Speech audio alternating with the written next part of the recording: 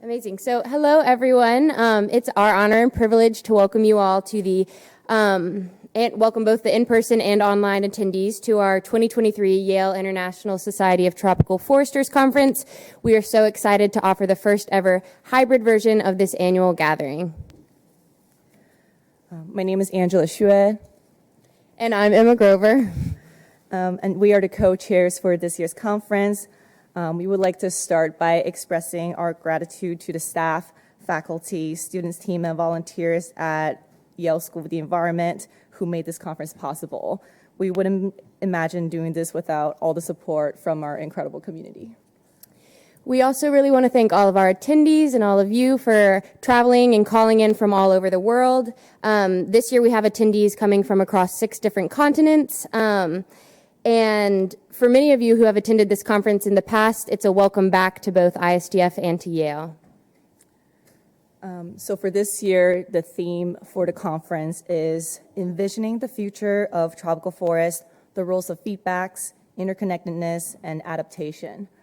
And while these may seem like buzzwords, we have been very intentional about this theme.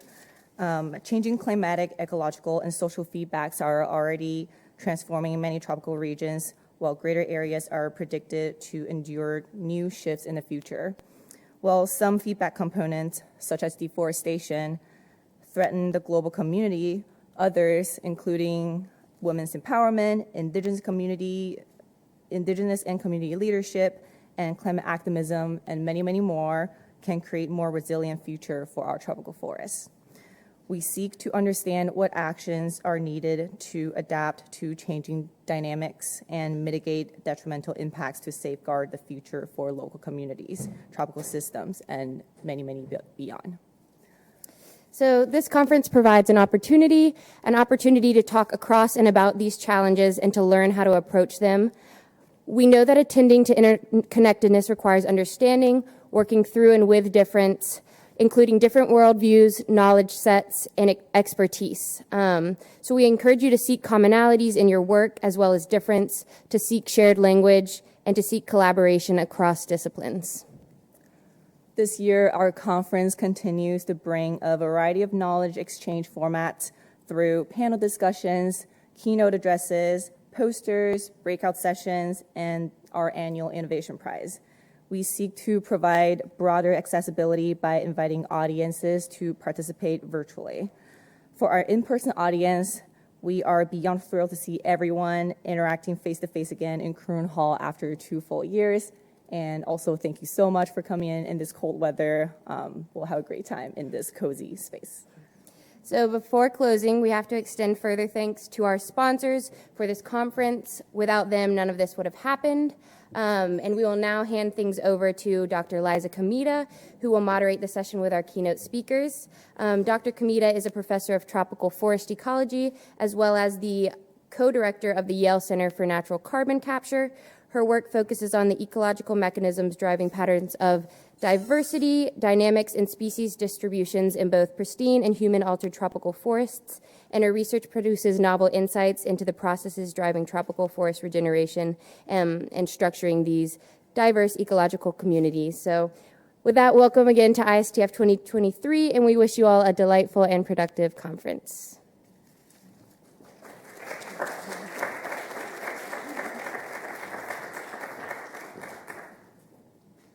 Thanks so much, Emma and Angela. I'd like to start off by welcoming all of you and also acknowledging all of the amazing work that the students have done. This is a big group of students involved in organizing every panel, every session, every aspect of the conference, and they've done an amazing, amazing job. So we were saying this is the first time it's been hybrid. The last couple of years have been purely online, which was a big transition, and it was so successful. There were so many people attending from all around the world. They took the ambitious step of doing it both ways, and so both online to make it more accessible as well as in person so that we can welcome people to campus and encourage interaction. So I just want to acknowledge their work, and let's give them all a round of applause, because it's really, I don't want to say fun, but it's really interesting to watch every year the students that step up to do this. And they're all energetic and excited, and we're like, you realize how much work this is. Oh yeah. And then, by the end, I'm sure you would do it all over again because it's always such a successful event, but it's a massive amount of work, and it's really impressive that they put together such a wonderful conference. This morning we have two amazing speakers, and I'm super excited to welcome them. We're going to have Pablo Pacheco and Juliette Biao, each giving their talks, and then we'll have a discussion afterwards for a little while. And so, Pablo, you're up first. I don't know if anyone told you that, but I'm going to introduce you first, and then I'll introduce Juliette afterwards. So Pablo Pacheco is the Global Forest Lead Scientist at the World Wildlife Fund, and a member of WWF's Global Science Team and Forest Practice Core Team. He holds a PhD from the Graduate School of Geography at Clark University, a master's in agricultural economics, and a BA in sociology. He supports the design of strategies, action frameworks, and impact monitoring linked to efforts for halting deforestation, enhancing sustainable forest management, and accelerating forest restoration. Before joining WWF, he was principal scientist and team leader at the Center for International Forestry Research, C4, in Indonesia, and coordinated comparative research on sustainable value chains and investments. His main research areas focus on community forestry, land and forest governance, drivers and dynamics of land use change, landscape transformations, sustainable and resilient livelihoods, inclusive value chains, and area-based conservation. His work has primarily focused in the tropics, mainly in the Amazon and Southeast Asia, and he brings a wealth of knowledge and experience that I'm really excited to have him share with all of us today. So, Pablo. And we're just going to use speaking to Okay, and to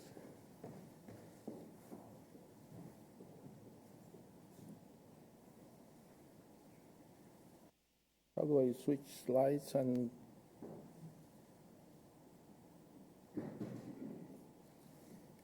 my presentation?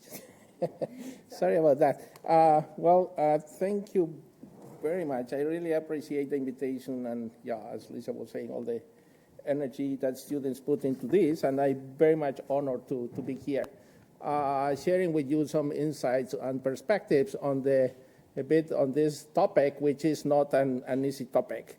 So, but also, I think force us to think more about what are these interconnections, and mainly when we think about interconnections on the social systems, but also ecological in the context of climate change. So I'm going to talk about the tropics, and some. I will start introducing what I have seen the multiple views on the tropics and how they have evolved over time. Then I will illustrate all these trends on deforestation and forest degradation, which is becoming more important. Then I will try to connect this with in the context of the climate and economic connections.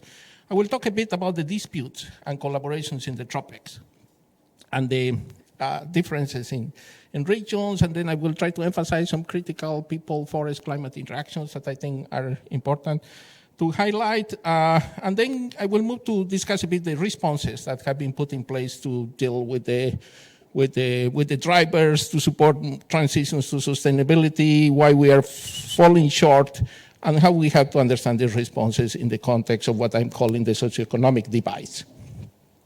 So some of the key messages that I hope you will get from this talk is that our perspectives on tropical forests are evolving, as well as our ambitions for change in the tropics. But also that the forest and society relationships in the tropics are differentiated by regional dynamics and are very contextual as well. And these climate and social interactions are increasingly shaping and are going to shape the fate of the tropical forests. And those interactions can be understood at multiple levels and may lead to these tipping points, which also is a big topic of debate now, mainly in the Amazon. But also that the responses that we are putting in place to reverse these pressures or to avoid these tipping points are still very fragmented, and we are struggling with issues of scale and avoiding leakage. And also, I want to highlight that these responses are not necessarily dealing in proper way with the socioeconomic divide and inequity. But new frameworks are emerging, and there's a hope for embracing more comprehensive frameworks.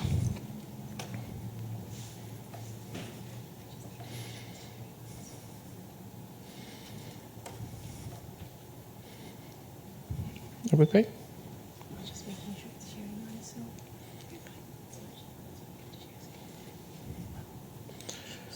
For the, sorry, we will.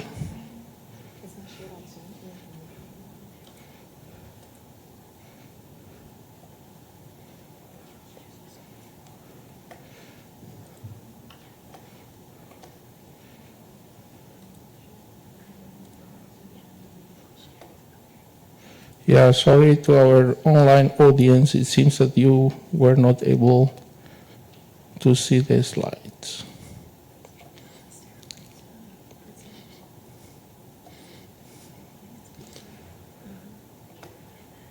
Yeah, perfect. Thank you. Oh, thanks for that. So let's keep moving on. So our perspectives on the forest and forests in the tropics have been evolving over time. Now, I think at the beginning, I'm talking about the 60s probably, when governments were really pushing for the expansion of agricultural frontiers, the forests were seen as idle lands that have to be converted into productive uses. Still some people, they think that the forests are idle lands and they have to be converted to more productive uses. But then forests were seen as biodiversity-rich habitats that have to be enclosed and protected. Still some people think that those are rich or habitats that have to be enclosed and protected, but this is changing. But also some people, they saw the forest as a potential source of income and employment. Still some people, they think that forests are primarily the source of timber and should provide income and employment for the countries. But also, there were these perspectives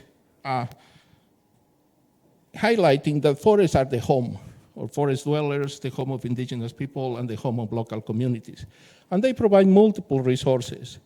But also, this idea that forests, with these perspectives on climate, are a key piece in the carbon cycle and for climate change and stabilization, and they were coming all these perspectives, just looking at forests as a carbon sink and as a regulator of climate. But somehow now we are coexisting in a world in which all these perspectives are also coexisting. And there are some kind of disputes among these different paradigms that are supporting these different perspectives on forests.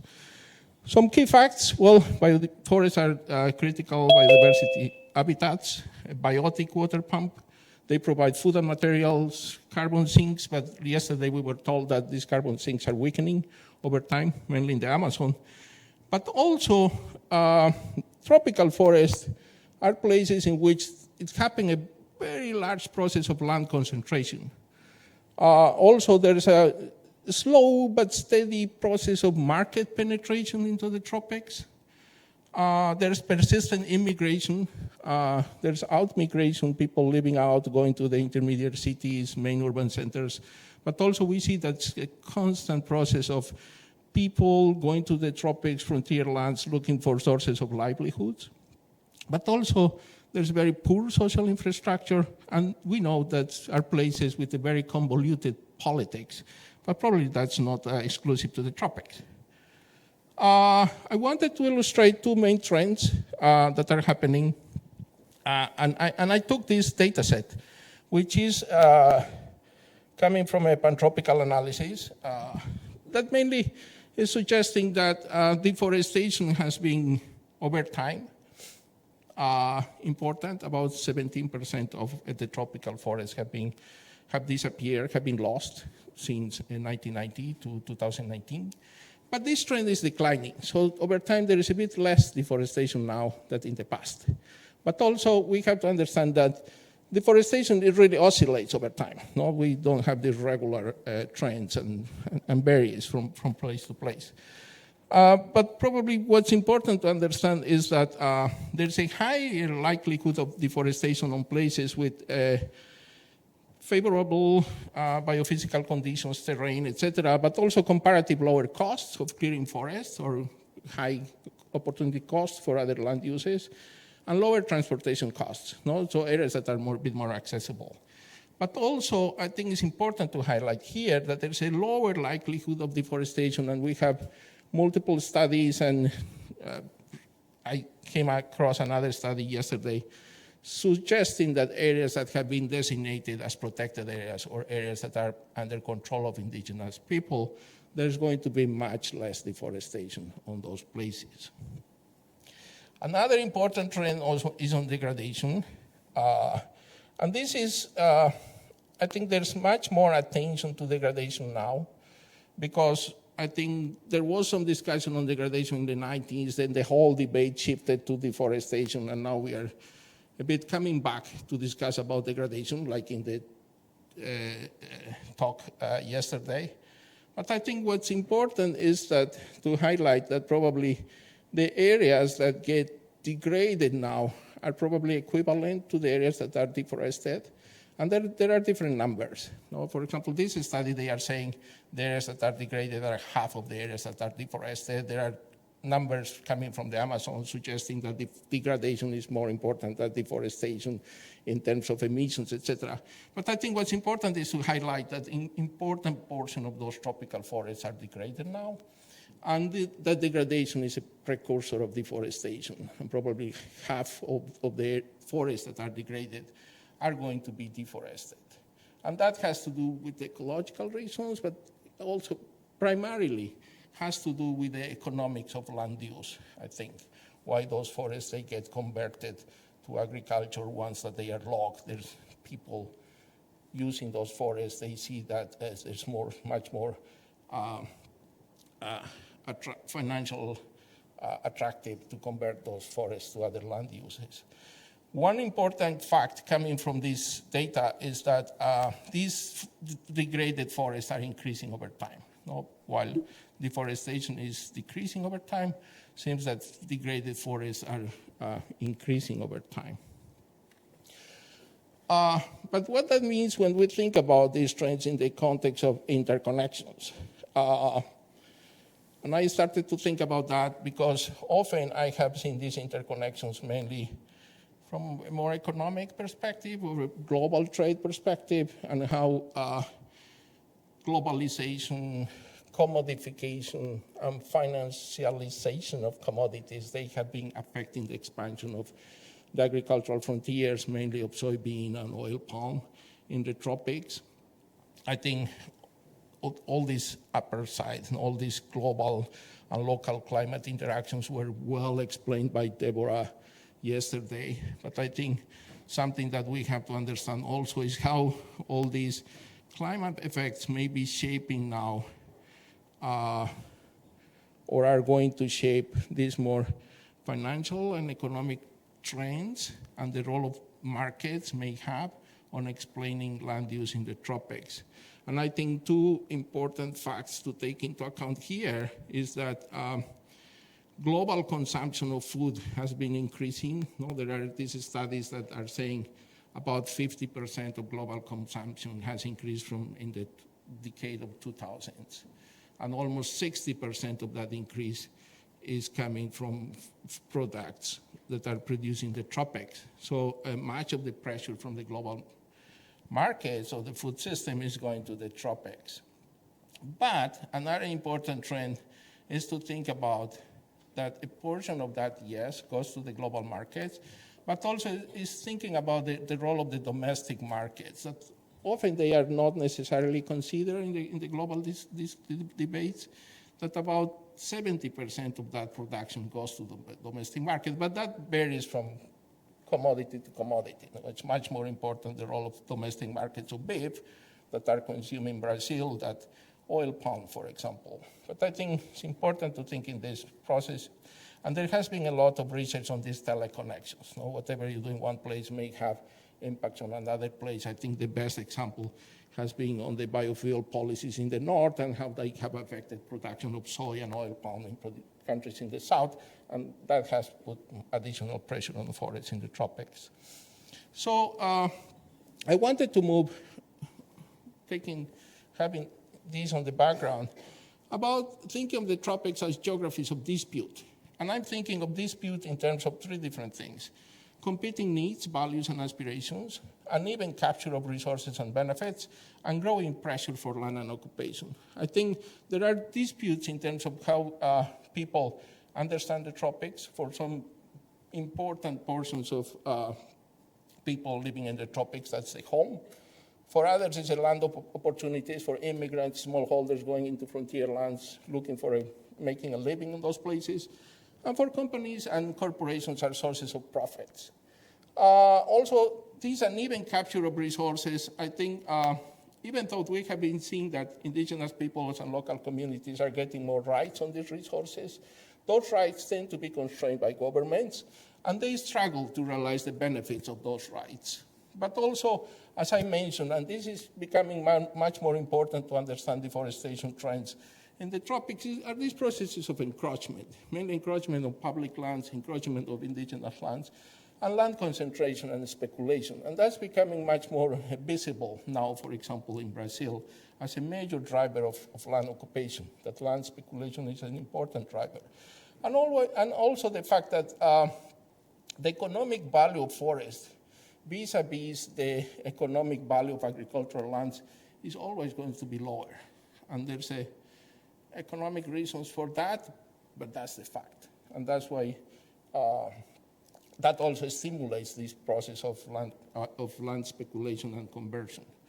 And we know, there have been facts and research, and people in this room, they may know more about the impacts of infrastructure development, roads, and something that I would like to highlight, and is becoming much more visible now as well, is the role of gold mining in penetrating into the frontier lands, going to the forest edges, and now we have, for example, this dramatic case of the Yanomami in Brazil. So, and you see that mining is becoming an important pressure, and that's happening in Bolivia, in Peru, and a bit in Central Africa as well. But also, the tropics are territories of collaboration. It's not just about disputes. And collaboration is taking place around building multi-stakeholder visions, processes, and agendas, upgrading supply chains with social inclusion perspectives, and also enhancing territorial planning and partnerships. And there are multiple examples for that. Probably I wouldn't go too much into detail on this, but there have been all these subnational processes that are driven by governments, trying to build these territorial land planning, building these low carbon strategies for the development of these jurisdictions with the help of NGOs like WWF and others. But also, I think it has been important, all these efforts to upgrade supply chains. And I have been seeing this closely in Indonesia, where corporations have been trying to put in place plans, rethinking their business models to include the smallholders as part of the supply chains. That has been working in some cases, that has not been worked very well in other cases, but those efforts have been evolving. And also we see now a lot of these pilot programs for upgrading, certifying smallholders, involving them in their value chains, providing technical services to them, etc. And I think Indonesia, the case of oil palm, is a quite interesting laboratory to see all these different multiplicity of approaches that have been put in place. And also all these agreements, to protecting verified legality, mainly on timber, and partnerships that have been evolving. And many of these partnerships have been evolving under this label of jurisdictional approaches, and trying to put together companies and governments to work together around a shared vision of protecting forests and transitioning to more sustainable landscapes. But at the same time, we have to understand, I think, the disparity of situations across the tropics. This also has been mentioned yesterday from a climate perspective, and from a land use perspective, I think this is very obvious, and I will not go in detail into that, but the role of cattle ranching in the Amazon as a major driver of deforestation and these processes of rapid land capture and land appropriation. And in Congo, mainly more subsistence agriculture, more diversified land use systems. But now a worrisome trend is, and it was mentioned yesterday as well, is the land allocations to concessions for oil and gas that may have impacts on land use and economics on these regions. And then Indonesia, the whole story about pulp and paper and palm oil and how that has a bit shifted or transforming the landscapes in Sumatra, a bit in Kalimantan, but also the persistence of more mixed land use systems. But as well as we have this regional diversity, there's diversity within these landscapes. There are multiplicity of actors in these places. They have different perspectives, incentives, values, aspirations, etc. And something that I wanted to highlight and would like to refer to the study for Pendrell that is saying it's just a portion of all this deforestation that is explained by the expansion of agricultural commodities. There is another portion that's explained by other things.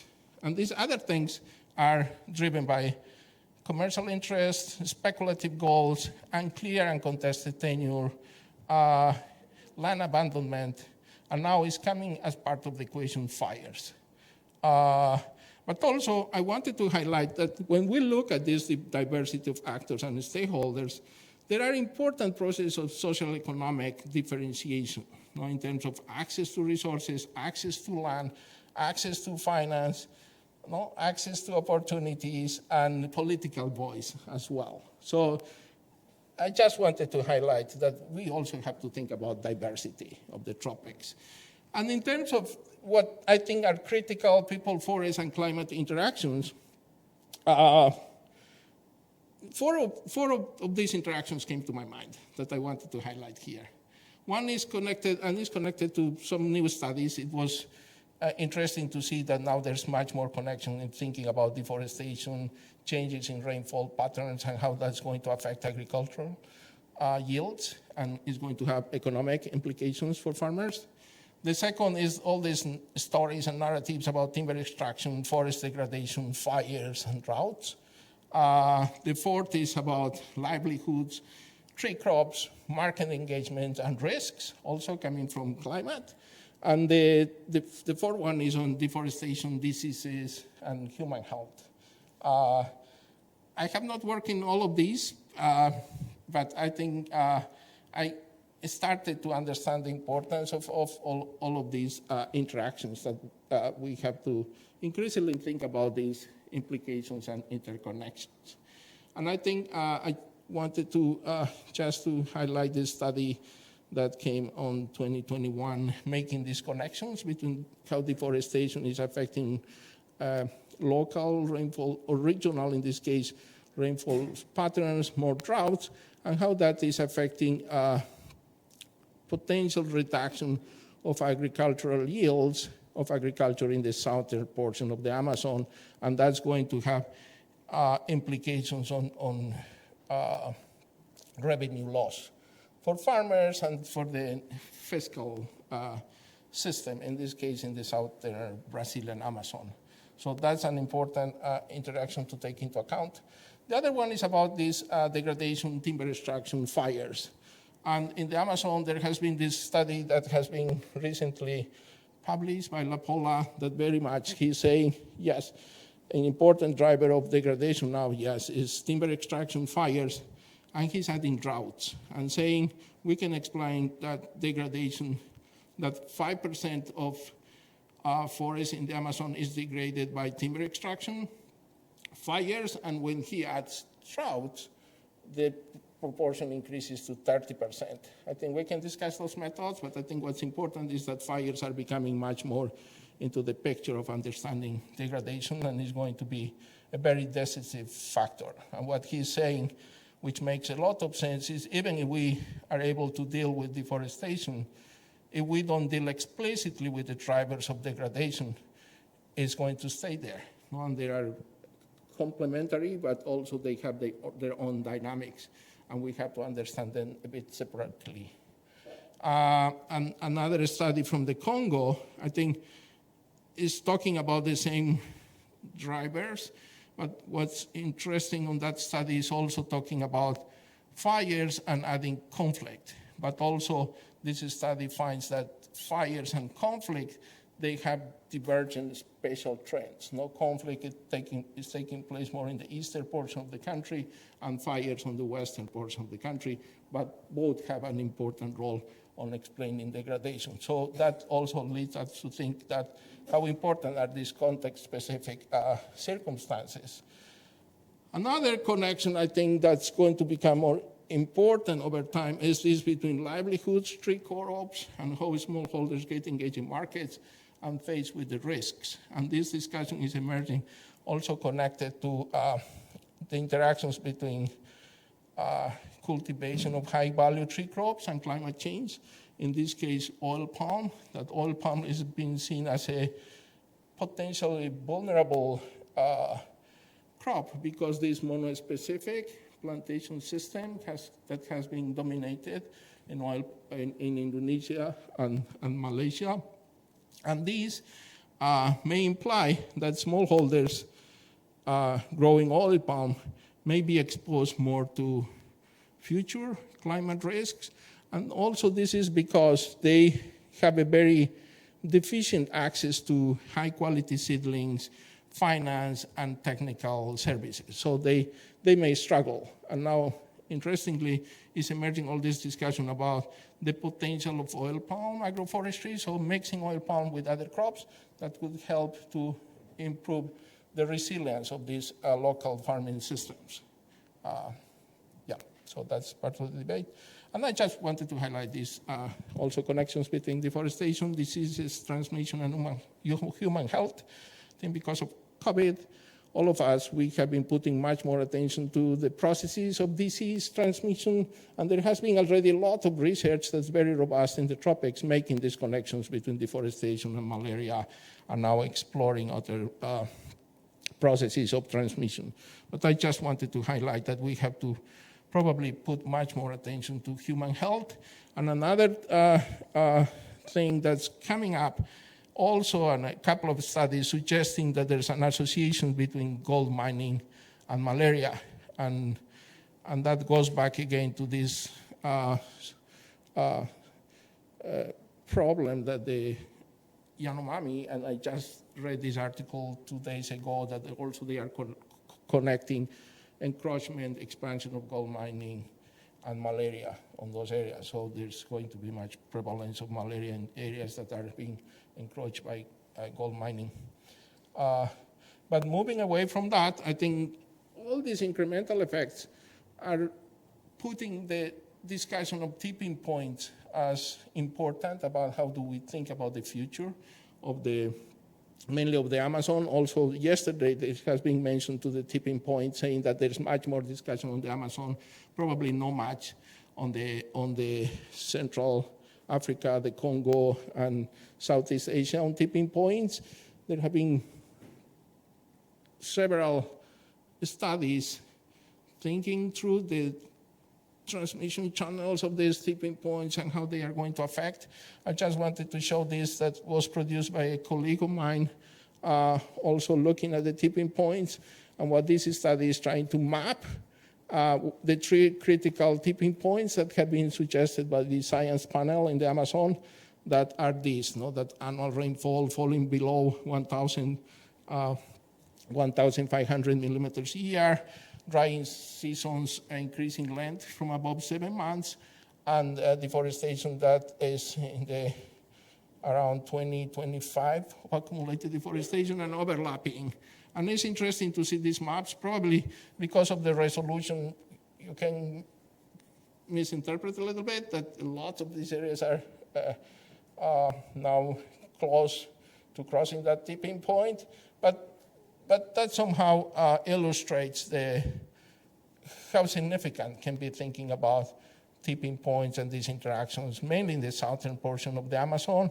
And what is interesting for me and probably needs much more close attention is about the Acre, Bolivia region that appears in dark red. And it raises questions.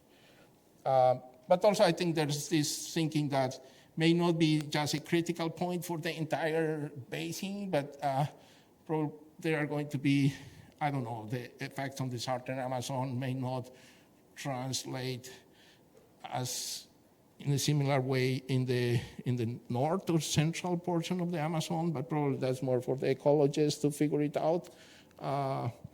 Because as Gatti, I think she did for the studies on carbon sinks and emissions, is really understanding she partitioned the Amazon in 4 different regions, and probably that would be something interesting to do and have more specific look at the different portions of the Amazon and what's going to happen there. But along with the, I don't know how I'm doing in terms of time. Please let me know.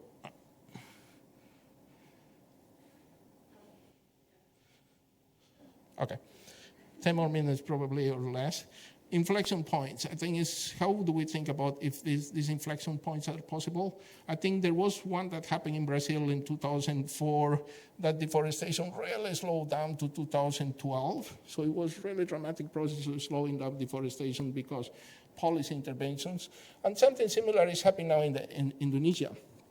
And for the surprise of many, that there's much.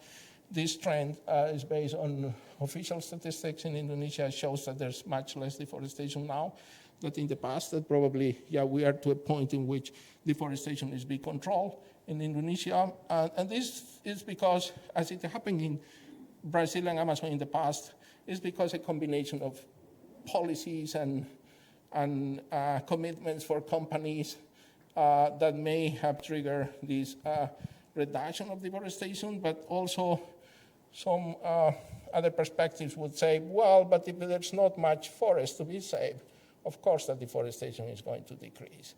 And probably that is a story that's happening in Sumatra, that there's only 25% of forest remaining forest, a bit on Kalimantan, but the big question in Indonesia is if those trends of decline is going to happen in the country, what's really going to happen in Papua, which is the last frontier in Indonesia. We may not see similar trends in Papua than the trends that we see in the entire country, but that's something to be seen.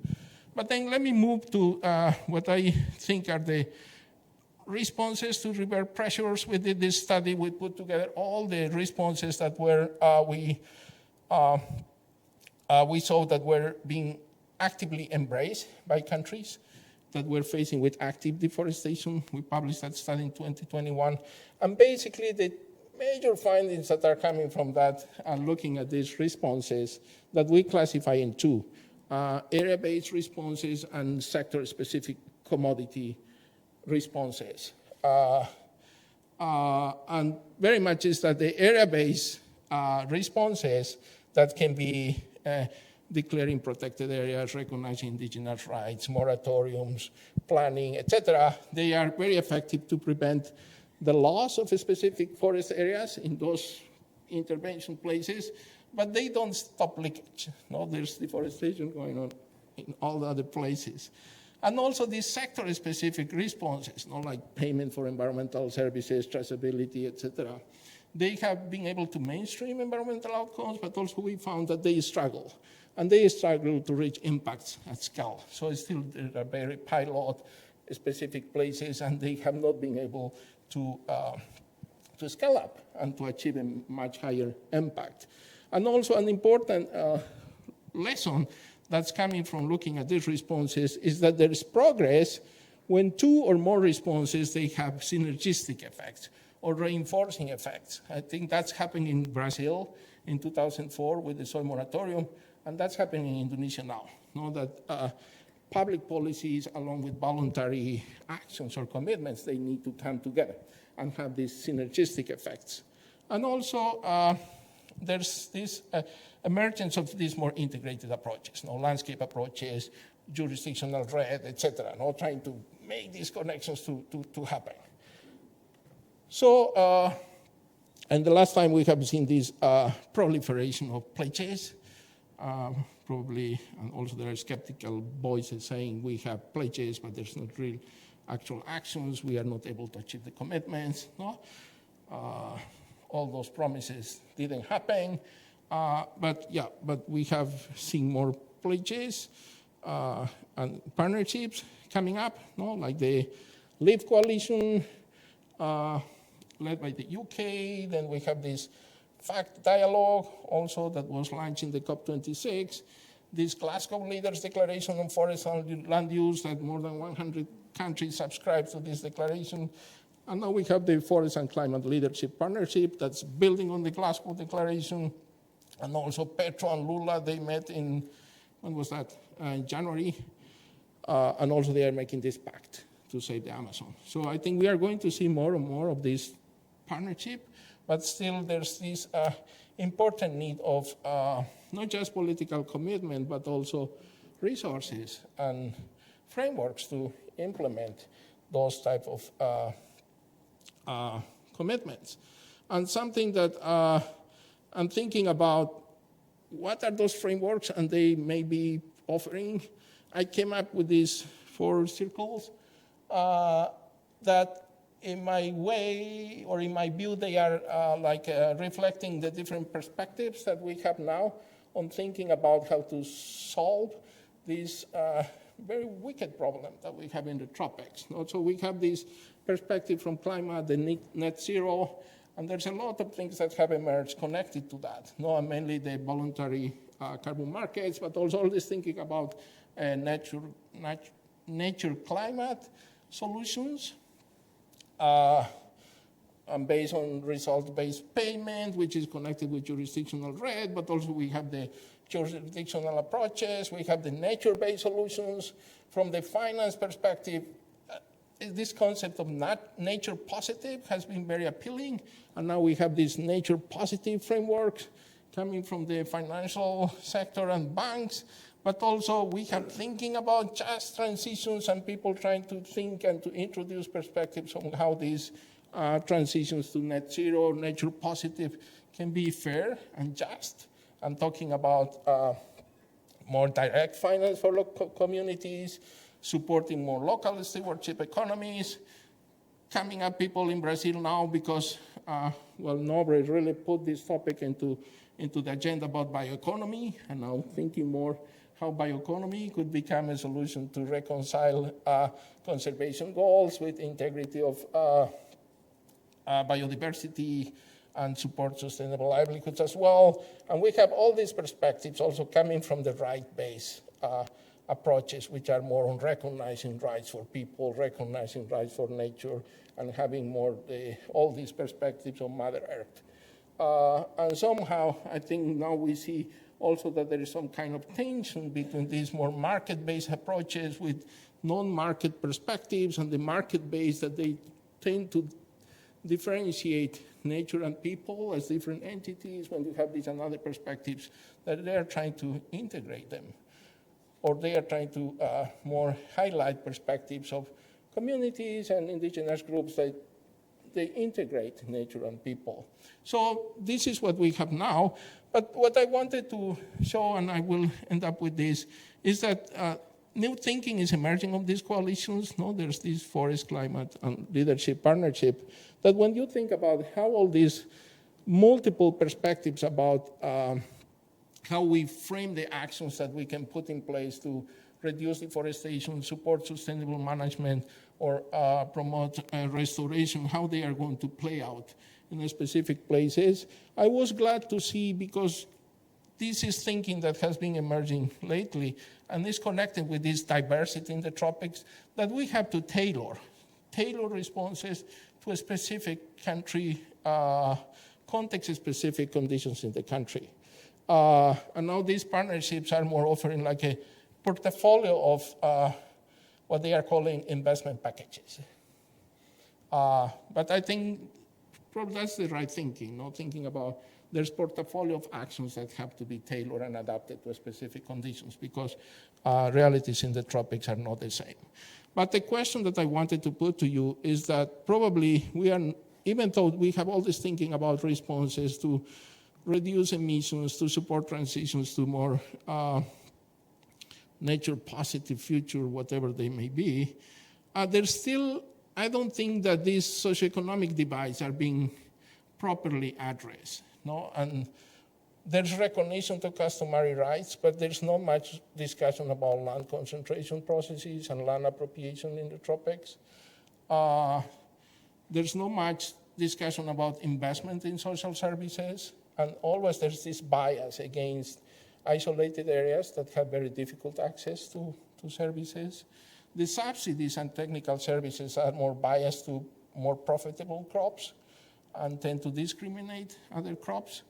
And also the finance. The finance still is not reaching the right people in the right places.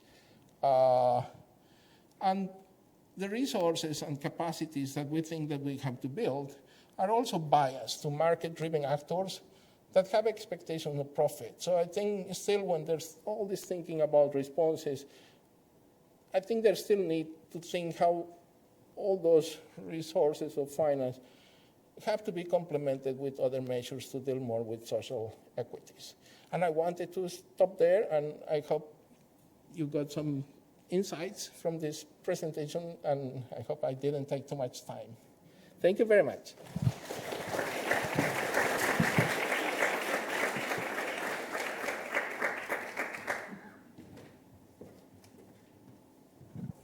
Great, thank you for that excellent talk. We're going to take questions after both of the talks, so I'm going to move on to introduce Dr. Juliette Biao, who's the director of the United Nations Forum on Forest Secretariat. She holds a Master's of Science in Forestry Economics, a PhD in Public Policy and Administration, and numerous other certificates. She has a wealth of experience in international development and a total of 32 years managing complex initiatives across Africa, Latin America, and Canada, focusing on the environment, community livelihood, and gender equality. She's worked with a range of international organizations developing, managing, and mobilizing resources.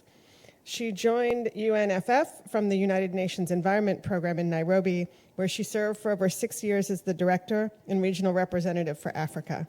She has also served as Benin's Minister of Environment and Nature Protection, as well as the Acting Minister of Family and the Child. She's numerous awards, including the Global Women's Leadership Award, the Green Future Leadership Award, and she was named Commander of the National Order of Merit. She was the first female forester in West Africa, and in that role, she pioneered groundbreaking initiatives, including participatory management of protected forest areas. And I'm excited to hear her talk today because I know she brings not just this global scale perspective, but also a very personal story of working on the ground.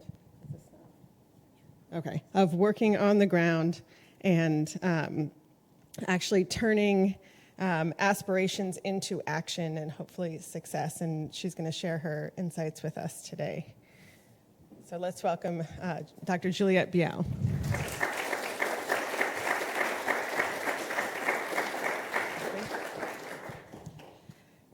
Thank you very much, Dr. Liza, for this introduction. And I'd like also to thank Pablo for this brilliant presentation. I think, Pablo, you said something at the end, at the tail end, about social equity. And I think that this is where I will compliment you. You had a very, very nice PowerPoint, and I'm even ashamed of what I have. Please do not expect to see arrows in my presentation. Do not expect to see, what they call it, data or, I don't know, diagrams.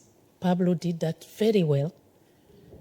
And why I'm going to compliment him is that the challenge we always have is to translate all these complex arrows and all this information, which are really needed and indispensable.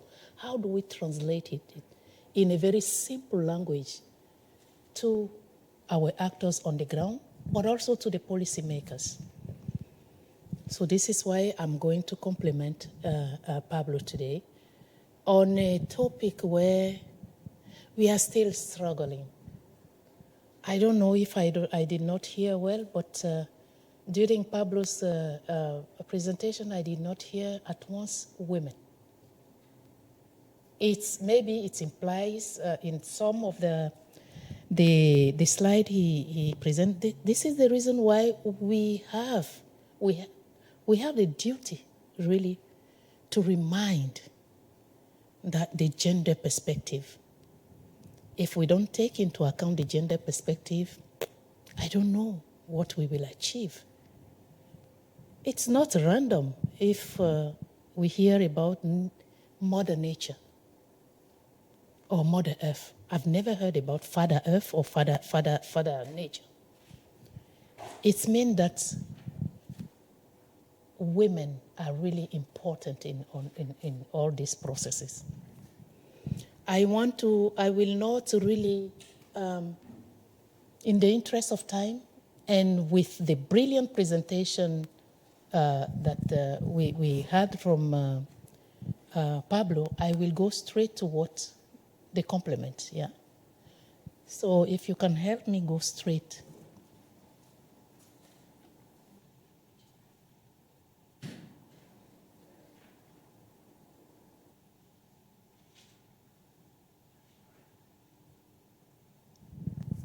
So,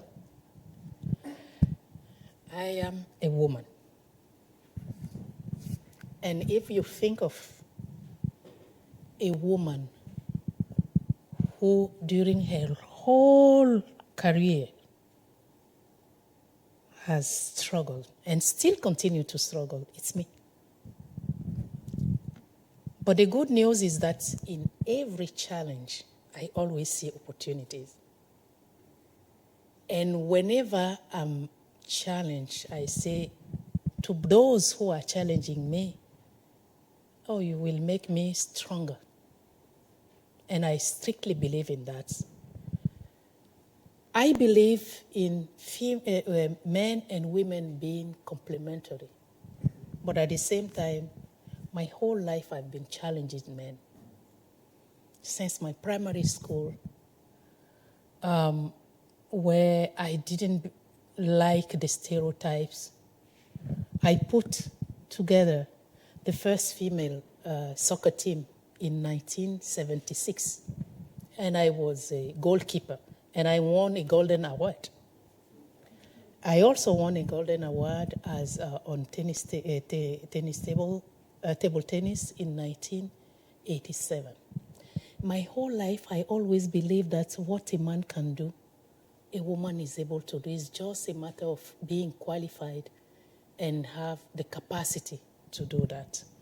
So when I start with I was appointed as the first female forester in West Africa.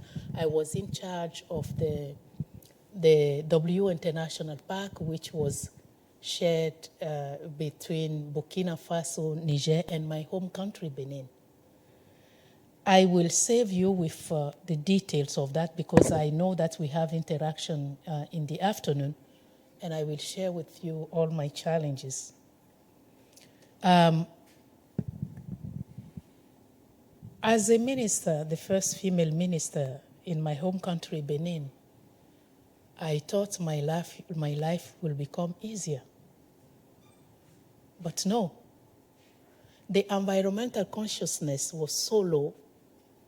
And I'll tell you that I struggle all the time in the cabinet when I need really to submit a proposal on very relevant issues. Even the head of state, it's about, roads, it's about schools, it's about everything, but environment, no. I attended the African Ministerial Conference in South Africa. That was in 2008. And before I left, I submitted a proposal about the first initiative to bring in the regional entities in the discussion of climate. And I was told while I was still in South Africa that it was rejected. And at that time, I was just asking for 10 million to do that. And I asked for the reason why it was rejected. And I'm told that the Minister of Agriculture said, if you remember, 2008 was this food crisis. He said, oh, this lady, always environment, when people are really dying of hunger. And I say, really? So he's not even making a connection between food security and environment. Okay, I'm coming next week to reintroduce this. And I had to convince them for an hour. I asked for 10 million, but when I reintroduced the proposal, I asked for 110 million. And at the end, the head of state said, you know what, if you want peace in this room, let us approve. And I say, yes, Your Excellency, there will not be peace if the environment is not taken care of. So I had to struggle at that level. As the first female, first African regional director for Africa with the Canadian Center for International Studies and Cooperation, this is another story. I have to navigate issues of racial and gender bias, dealing with daunting roadblocks such as people beliefs, attitude, and experience. And instead of being discouraged, it has enhanced my values of not judging people, no matter who they are or where they come from. As the regional director for Africa with the United Nations for Environment Program, I mentioned the environmental consciousness, which is not where it ought to be, and we're still struggling with the resources. Here is the head of state of Benin after I left the cabinet. But I'm glad that I'm continuing to harness this experience in the cabinet. He believes he's a businessman, and my intervention continued to yield a result that include policy transformation at the regional and country level. I remember when I took up my position at UNFF, my first visit in Benin, I was really, I had the privilege to be given an audience by the head of state. He's not the head of state in the cabinet where I was.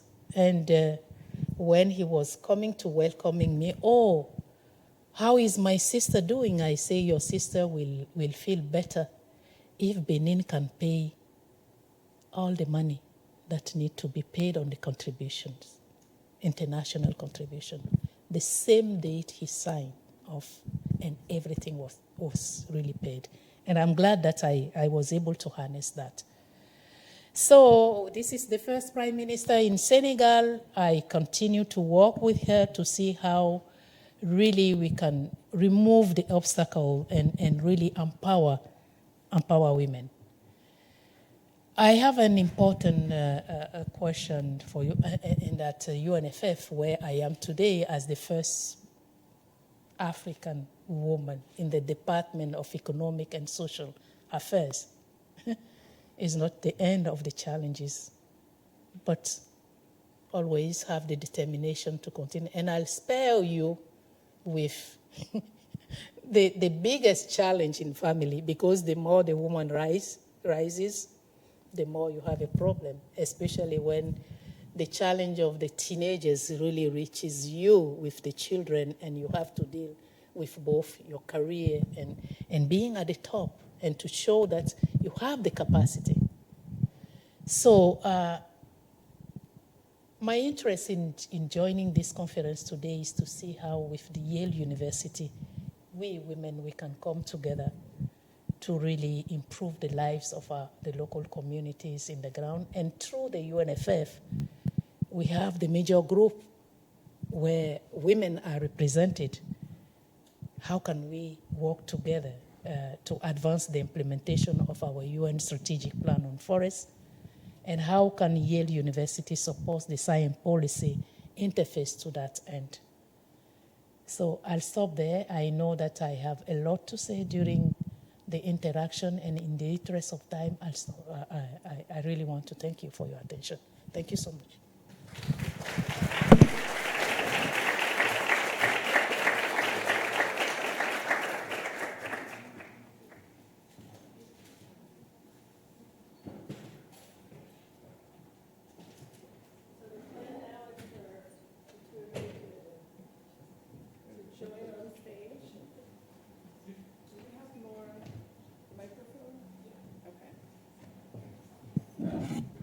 All right, the plan now is to have Juliette and Pablo join me on stage for a discussion so that we can dive deeper into all of these really important issues.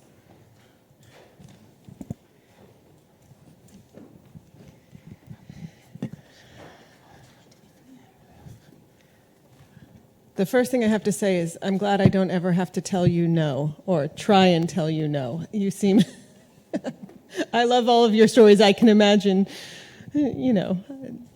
picturing you in a room with a bunch of cabinet members trying to say no to your proposal. I don't envy them, and I really admire your persistence. So we covered a wide range of topics and ideas. And so I have a few questions to get the conversation started. So if you haven't looked ahead at the schedule, there's going to be breakout sessions with each of the speakers in separate rooms later this afternoon. So there'll be plenty of time to ask lots of in-depth, detailed questions about their talks or about their personal experience. And so we might have some time, depending on how it goes, to take questions from the audience, both in person and online now. But if not, don't worry, there'll be plenty of opportunities for interaction this afternoon. But I wanted to start off by thinking about the importance of local context. And we've heard a lot about global trends and even regional trends and how things differ in the Amazon versus Southeast Asia versus Central Africa. And ask you specifically, what are ways that we can resolve the tension between finding solutions that are simple enough to implement at the global scale, but that take into account this local context, because we know if we don't take into account the local context on the ground where implementation is happening, that those solutions are not going to work. And so I'm wondering if you have, either one of you can jump in, ideas about how we can implement solutions at scale globally to achieve global objectives, but in a way that's sensitive to the local context. You can go. Thank you very much for this question. I think this is really the question that we permanently asking at the UNFF, where it's a forum of member states, where we discuss global issues, but at the end of the day, actions happen on the ground. And I think the most important is to have the framework. We have a framework, we have the UN Strategic Plan on Forests, and we need really to find a way to reach those people on the ground. We need to understand the dynamics on the ground, and we need to really touch, interact with those people on the ground. The challenge we are having when we talk, for example, about the private sector, which is the most important actor needed on the ground, is the problem that, if I talk about the women group, most of the time they are not qualified. Those, the private sector are not even targeting those on the ground. So I am privileged really to be invited to the dialogue we had with the involvement of the private sector in sustainable forest management the last 2 days. And this is one of the questions that we are looking at to see how the resources really reach out to the most needy on the ground. So we need a framework. We need to best understand the dynamic. What we need to have also this reflects to think that, yes, global processes are important, even the regional one, but actions happen on the ground, and our challenge is really to bridge these different levels. Thank you. Yeah, I will comment on that. Yeah, I think it's quite important to have those frameworks, because those frameworks somehow are going to delineate the mechanisms that you may have. And I think what's most important now is having those mechanisms through which you may channel finance. And we have, with all the problems and discussions on these voluntary carbon markets, probably still that's going to develop and get a bit more high integrity. That probably is going to take time. Somehow there's development now on these frameworks for the finance sector to channel resources, but I think that's where there's need to think more about the specifics, because they are emerging all these ideas of blended funds and how matching different sources of money to different needs from landscapes, and somehow all these ideas of jurisdictional approaches have been helping on that, and this nature-based solutions thinking of portfolio of interventions on places may be helping with that. But I think what's really is critically important is to listen to the people who are in these places about what are their needs and aspirations and what makes sense to them, economic sense or culturally sense. Because some cases you may have the mechanism, but still there's very top-down perspective about what may work in one place or another. And that's why also I think it's quite interesting, all this discussion about direct finance for indigenous peoples and communities, that they could make their own decisions about how they want to invest their resources. Of course, there's need to think about accountabilities and how that's going to work. But so that's critical for me, linking those mechanisms that the frameworks could offer and having these more consultative processes with people in the ground. Because, and that's what difficulties start to appear, because you have people that they want different things. And how to reconcile those perspectives, there has been effort, but there's a long-term process as well. But it has to happen if you think solutions, if they will stay. And that also, that discussion was coming yesterday on the restoration, and probably that's going to be critical for the restoration, really building a long-term perspective. So a follow-up question for you, Pablo, given what areas that you've worked on in thinking about this global to local scale connections is, I'm wondering if you could talk a little bit about the sustainability of supply chains and how supply chains can be made more sustainable. And I think it's a really good example of going from global scale into how do we translate that to local actions on the ground. Yeah, and also that depends on what supply chains we are talking about, because I think the cocoa and coffee are more interesting because you are basically dealing with smallholder suppliers. And but has been much more experience of building business models and schemes to transfer technological assistance services, etc. And there's good partnerships around cocoa and coffee in Western Africa, Cote d'Ivoire, Ghana, that they are working and connecting with responsible consumer markets. I think oil palm, it took time, but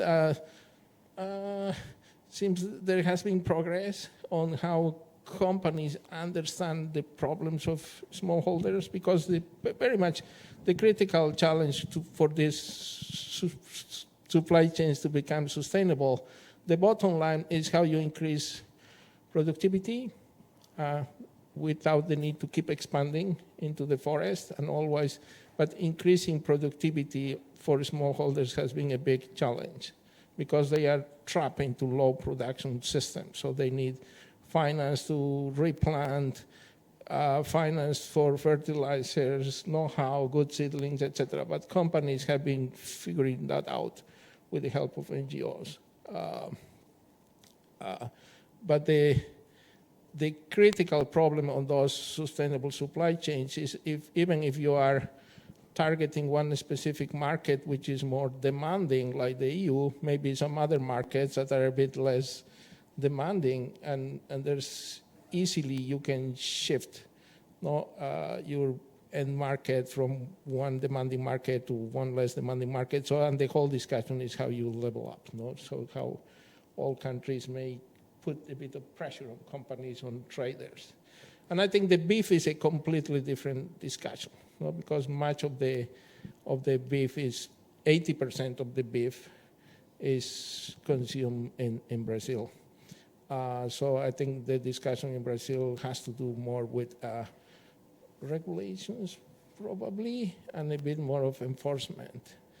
So it's really this thing. There could be commitments in the supply chains and the actors, traders, and companies to do right things. It's how to, mainly the challenges with the domestic companies, that they may not necessarily have all the incentives to improve their practices because it doesn't make economic sense to them. So there has to be some premium price or extra additional financial incentive in there. Just a compliment. Pablo mentioned something about the companies to do the right thing. I think there's also the element of the geopolitics that need to be taken into account when it comes to the value chain development. We need, from what I always hear from the actors on the ground, when we talk especially about the cocoa, I think sometimes we need to also learn lessons from the past. We need to decolonize, If there is a transparency, I think this value chain may be developed, and it is important for the companies to be really transparent with our actors on the ground. So that takes me to the next set of questions I was going to ask, which have to do with equity. And as we're thinking about implementing solutions on the ground, we've talked about the importance of local communities, local context. And so in what ways can we address issues around equity, ensure equity, especially for example, you pointed out smallholders, and in the context of gender, how can we ensure that solutions are equitable, both in their design and in their actual implementation on the ground? If I refer to the United Nations Forum on Forests, as I mentioned earlier, we have the major group represented at the UNFF, and I think that they are really the voice of the women's group and other vulnerable group. And at the same time, they are the watchdog, to hold the countries at the national level accountable and make sure that, there is really equity. And during the UNFF sessions, they bring all these issues. Those that are very important that need really to be escalate to the Economic and Social Council is escalate, and when we have the policy session, they come up. It's fit into the resolution that is adopted. But the biggest issues is how to implement the resolutions.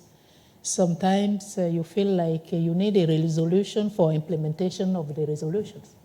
Yeah, so implementation is really key. We can have all these resolution in place. If we don't implement them, nothing will happen.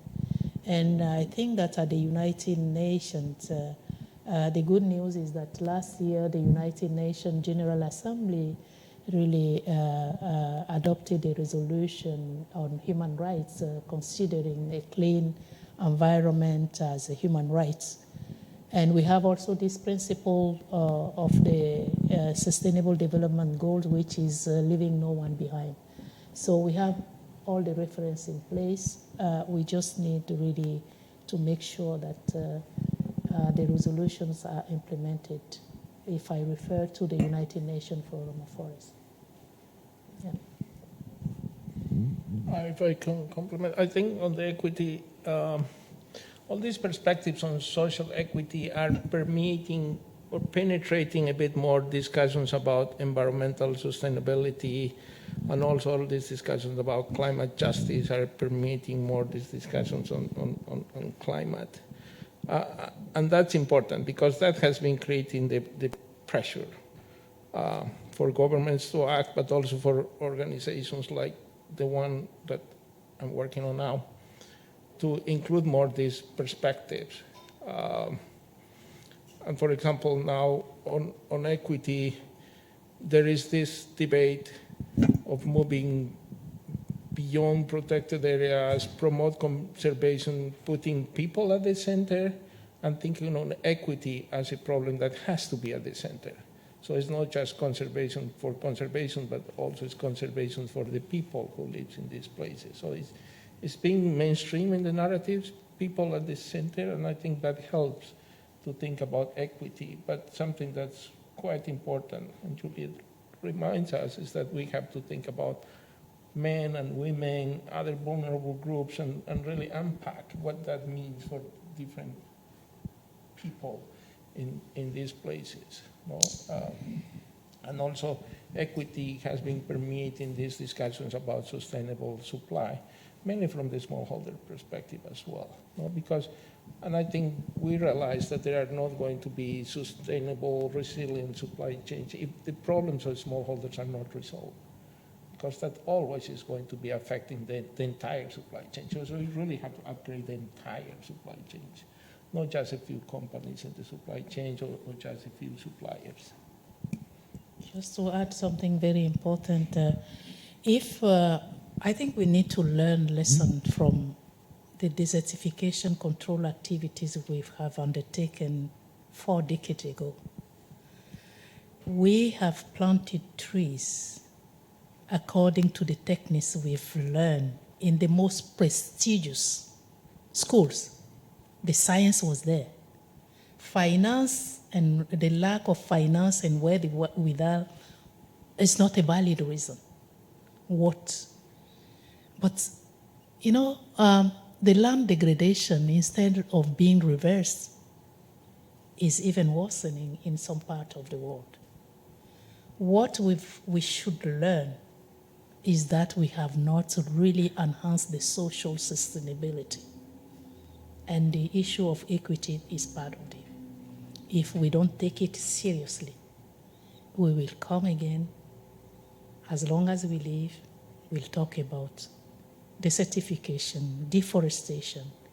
I think it is very important now to learn lessons from the past. So I wanted to address, because I'm now afraid to say no to you, I wanted to ask the question. You had a question at the end of your talk about what can Yale, and I would say universities in general, especially within the US or Europe, how can they contribute to solutions in terms of within the capacity of what we do, which is research and education, capacity building. How can we, can scientists, can students at these institutions be a part of the solution? And where do you see areas for research, for education, or capacity building to fill in gaps? First of all, I think everything starts from education. If you look at the number of graduates from forest schools, I think there have been a very positive involvement, but we are not yet where we ought to be. Even at Yale University, I don't think that there are enough women.